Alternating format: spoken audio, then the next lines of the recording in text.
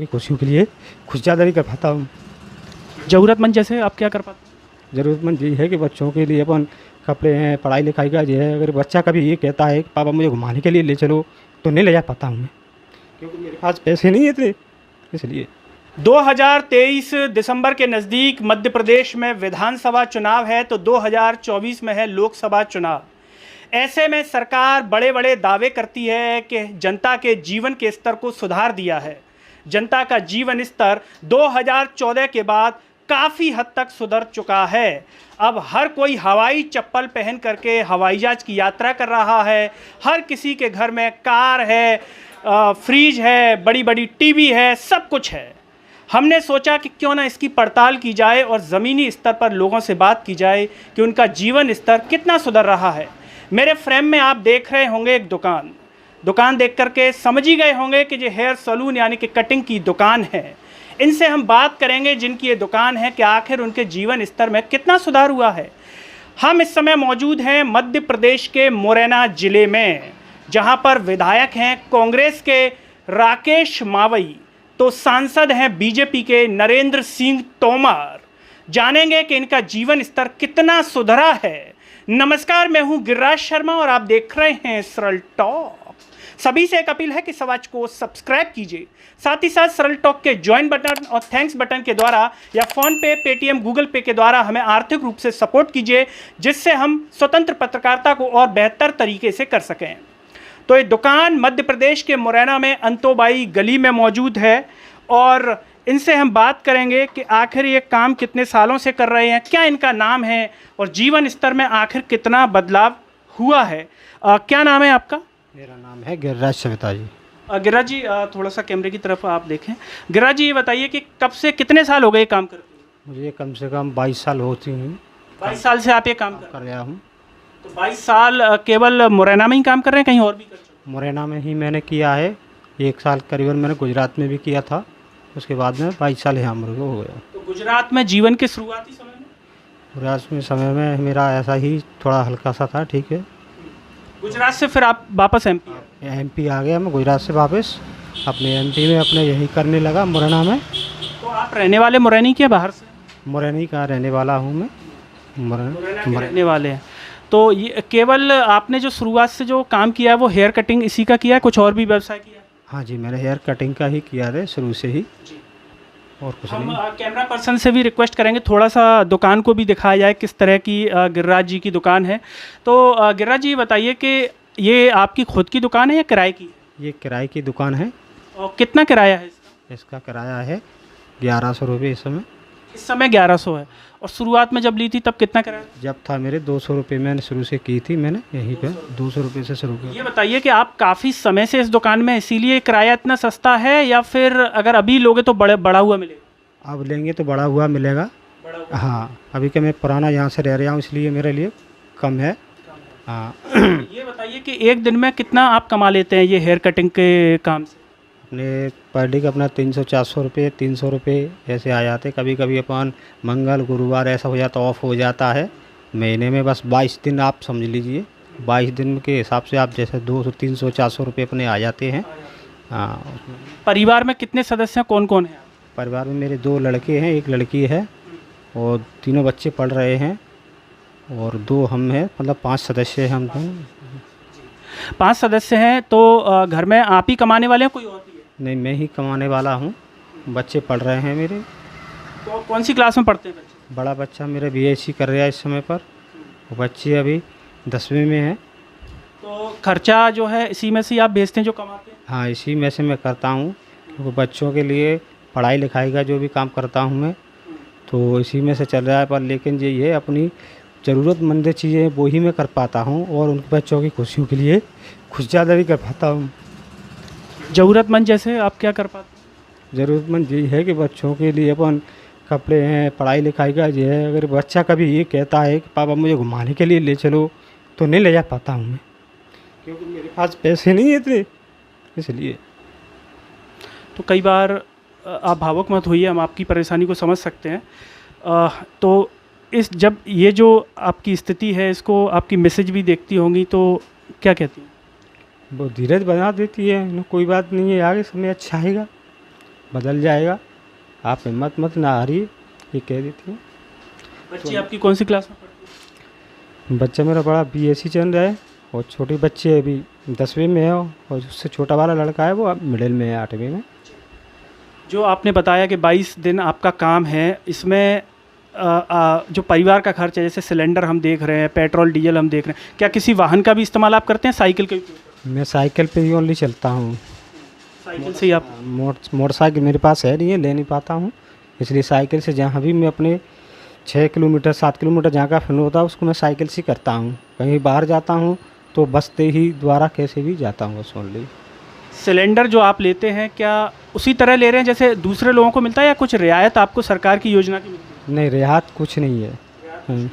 Cylinder तो इतने का आता है वही सिलेंडर लेते हैं 1200 रुपये। जैसे अभी मुख्यमंत्री शिवराज जी ने लाडली बहना योजना लॉन्च की है, तो इसका लाभ आपकी धर्मपत्नी जी को मिल पा रहा है या आप उस दायरे में नहीं आते? नहीं दे रहे हैं, 1000 रुपये आ रहा है अभी से, जो हाँ मिल रहा है, आ रहा है 2 महीने से, तीसरा महीना शायद चालू हो गया है, आ रहा है हाँ एक 1000 रुपये। उस पर क्या कहेंगे, जैसे वो मिल रहा है तो उससे कुछ राहत मिलेगी जैसे सिलेंडर आप ले रहे हैं, या उससे कोई बहुत ज़्यादा जीवन स्तर में फ़र्क नहीं देखते हैं? उससे यही है, ज़्यादा स्तर तो नहीं है पर जगह थोड़ा बहुत खर्चे में शामिल हो जाता है तो राहत थोड़ी भी मिल जाती है बच्चों के लिए भी, और कास्ट तो नहीं है क्योंकि 1000 रुपये आजकल आप समझ रहे हो कितनी महंगाई के हिसाब से तो फिर ज़्यादा नहीं है, पर जी के ना कुछ तो सब कुछ हो जाता है, ये भी अपन समझते हैं।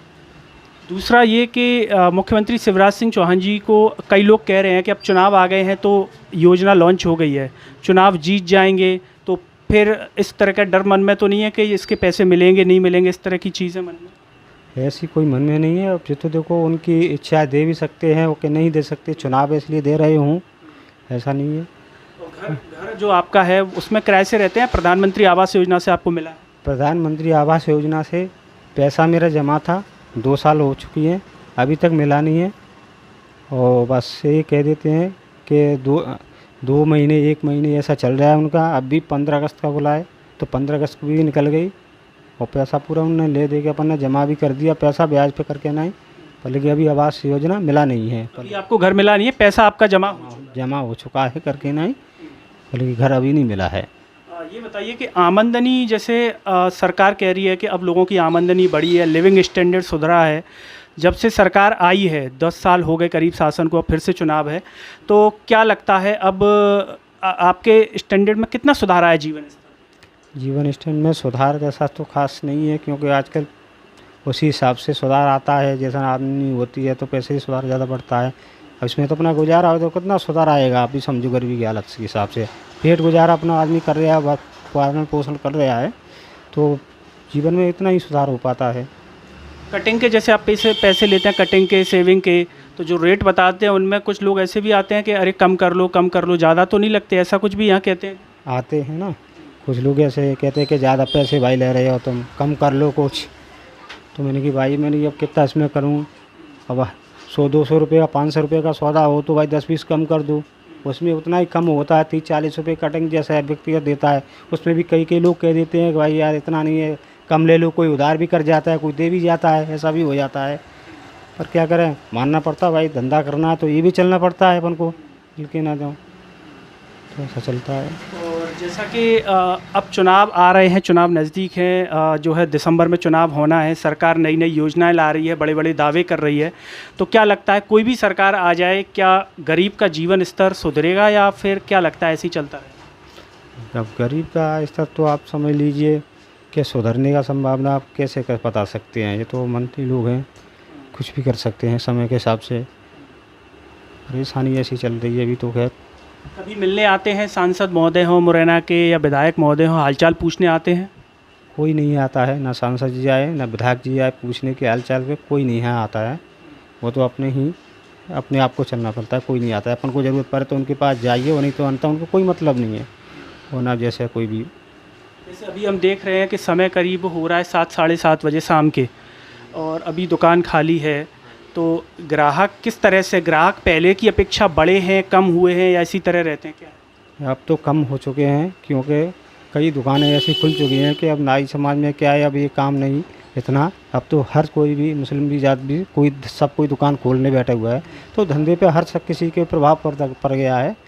पहले तो इतना नहीं था, पर लेकिन अब बहुत कम हो गया है। हर जगह भी आप चले जाइए तो सबकी दुकानों में कम अंतर आता है, क्योंकि पहले दुकान कम थी, अब आप गली में चले जाइए तो 5-5, 6-6 दुकान तो मिल जाती हैं। तो जैसे ही अब जो ही व्यक्तिगत मोहल्ले की दुकानदारी होती है, बढ़ जाता है, तो धंधा कम रह जाता है फिर। यानी कि आपके मोहल्ले में दुकान है तो यहाँ मोहल्ले के आसपास के लोग आते हो, मोहल्ले की आसपास के दुकान में आते हैं ग्राहक, कस्टमर, उसी पे आपका पूरा जीवन है। उन्हीं के ऊपर मेरा जीवन चल रहा है उनका। तो कभी सोचा कि जैसे हम मेन रोड पर दुकान लगा लें, इस तरह का ख्याल आपके मन में आया? सोचते थे कि मेन रोड पे भी दुकान खोले हम, पर लेकिन कि हम किराया भाड़ा देख करके ना ही रह जाते हैं। कोई 10,000 15,000 भी मांगते हैं भाड़े के, और इस दुकान की कटिंग में तो आप कितना करो, पूरे दिन में आप कितना क्या कमाएंगे? किराए के लिए तो आप कमा पाएंगे कि बच्चों के लिए क्या करेंगे फिर हम? इसलिए सोचते हैं कि थोड़ा बहुत जो भी आता है तो अपना इसमें किराया कम है तो उसी से जीवन यापन यही कर लेते हैं। तो ये किराया जो कम है वो मकान मालिक आपके अच्छे हैं इसलिए कम कर रखा है, वरना बाज़ार में शायद इतने में ना मिले? हाँ, मकान मालिक हमारा अच्छा है इसलिए किराया कम है, वो बाज़ार में लेंगे तो कोई नहीं करेगा, इसलिए। कभी इस तरह का ख्याल आया आपके मन में कि मुख्यमंत्री जी कहते हैं स्वरोजगार के लिए वो लोन देते हैं, तो ऐसा कुछ ख्याल आया कि स्वरोजगार इसको आगे बढ़ाऊं तो कुछ लोन ले लूं या इस तरह से, या कभी अप्लाई किया लोन के लिए? लोन के लिए अप्लाई नहीं किया, हमने सोचा भी था। कुछ डॉक्यूमेंट मुझे लोन के लिए दिए गए थे, जैसे कि मैंने सर्टिफिकेट बनवाया हुआ है जो बैंक का ही रखा हुआ है, तो बोला कि आप लोन ले सकते हैं। पर लेकिन मैंने लोन इसलिए नहीं लिया था, मैंने पूछा बताई भी की थी, तो जो अपन को छूट जो मिलती है ना % उसमें, तो वो कमीशन लोग भी खा लेते हैं, फिर भरना हमको भी पड़ता है पूरा, इसलिए लेने से कोई फ़ायदा नहीं था हमको लेने में। कमीशन लगता है इसमें? कमीशन भी ले लेते हैं वो तो। कौन लेते हैं, बैंक वाले लेते हैं? कौन? बैंक वाले जो भी चमचे होते हैं उनके, क्योंकि मिलने तो देते ही नहीं है वो लोग, मिलने नहीं देते। और कराओ ये वो कागज़ भी कराओ जो होता है उसका, ऐसा 50,000 अपने लिए तो 20,000 रुपये अपने वहीं पर काट लेते हैं। अगर आपने 50,000 रुपये लिए हैं तो 20,000 उनको देने पड़ेंगे तब वो लोन दिलवाएंगे? तब लोन देते हैं, 20,000 रुपये से कट जाते हैं। आप जी कराइए वो कराइए, और पास जब करेंगे जब आप हमारा कमीशन हो जाता है उनको 10% 20% ऐसे लोग लगा लेते हैं, इसलिए हमने लोन लेना बंद कर दिया। कभी मैंने लोन फिर लिया ही नहीं, मैंने सोच के भी एक आध बार बात की थी, पर लेकिन नहीं, मैंने ये तो हमको कोई बात नहीं, जो मिलेगा फ़ायदा वो ही वहाँ चला जाता है, पैसा पूरा भरना पड़ेगा अपन को, इसलिए जो नहीं लिया हमने। इस माध्यम से, हमारे कार्यक्रम के माध्यम से आप मुख्यमंत्री जी को कुछ कहना चाहेंगे? जैसा कि चर्चा में आपने कहा कि जो बच्चों के सपने हैं मैं उन्हें पूरे नहीं कर पाता हूँ, वह ज़रूरत का काम हो जाता है, तो ऐसी कोई दिल की बात, मन की बात जो आप सरकार से कहना चाहें इस माध्यम से, शायद लोगों के द्वारा या उनके शेयर के द्वारा, क्योंकि लोग मन की बात को शेयर कर देते हैं कई बार, तो शायद आपकी बातों को भी लोग ऊपर तक पहुँचाएँ। अब ऐसी क्या बात है, अब कह सकता हूँ मैं? जो भी आपके मन में वो जो कुछ कहना चाहते हो आप।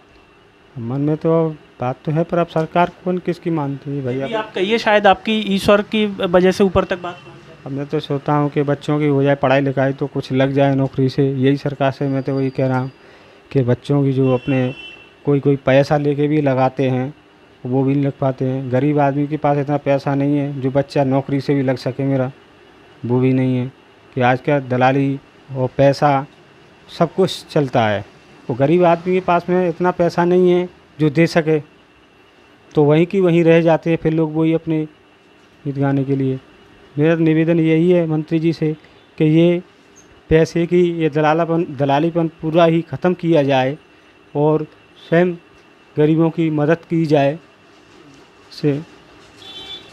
तो ये हमारे साथ एमपी के मुरैना से हेयर सैलून का काम करने वाले गिरिराज जी हैं, और जो भी दर्शक ये कार्यक्रम देख रहे हैं या जहाँ तक भी ये बात पहुँच रही है, क्या ऐसी ही स्थिति इस देश के, मध्य प्रदेश के या हर ज़िले में जो हेयर सैलून का काम करते हैं, अन्य व्यवसाय करते हैं, जो एक मध्यम वर्गीय से भी नीचे स्तर के जो परिवार हैं, उनकी यही स्थिति है, या फिर उनकी स्थिति बदली है सरकार की योजनाओं के बाद? सरकार जो दावे करती है, आप हमें कमेंट में ज़रूर बताइए, और गिरिराज जी की जो बातें हैं उनको सुनकर के आप क्या कहेंगे वो भी साथ ही साथ बताइए। वो भावुक भी हुए अपने परिवार की स्थिति का जिक्र करते हुए, और इस वीडियो को हर जगह शेयर कीजिए कि शायद उनकी बात मध्य प्रदेश के मुख्यमंत्री शिवराज सिंह चौहान या देश के प्रधानमंत्री नरेंद्र मोदी जी तक शायद पहुंच जाए, और उनके दर्द के माध्यम से वो हर आम आदमी का, हर गरीब का दर्द समझ सकें और शायद बेहतर जीवन यापन के लिए कुछ प्रयास कर सकें। हालांकि इसकी उम्मीद कम नज़र आती है, क्योंकि भाषणों में अच्छी बात होती है लेकिन ज़मीनी स्तर पर कुछ और ही होता है। इस वीडियो को हर जगह शेयर कीजिए, चैनल को सब्सक्राइब कीजिए, साथ ही साथ सरल टॉक के ज्वाइन बटन और थैंक्स बटन के द्वारा या गूगल पे, फ़ोन पे, पेटीएम के द्वारा हमें आर्थिक रूप से सहयोग कीजिए, जिससे हम और बेहतर काम कर सकें। अगली वीडियो में आपसे फिर होगी मुलाकात, तब तक के लिए मुझे दीजिए इजाज़त। नमस्कार।